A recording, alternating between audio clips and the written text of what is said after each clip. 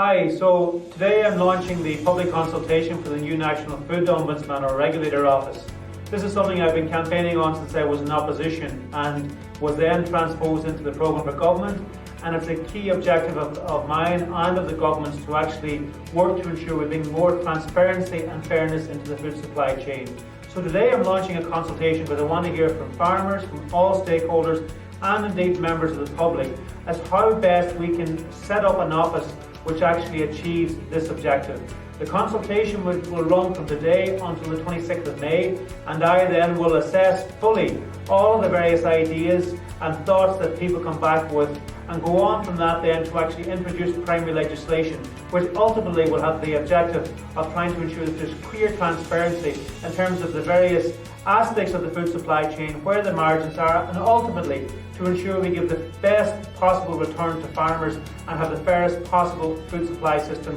which is in all of our interests, and particularly in the interest of the farmers and primary food producers in this country who do so much of the work to put food on our table and actually are the foundation for our entire food industry. Thank you.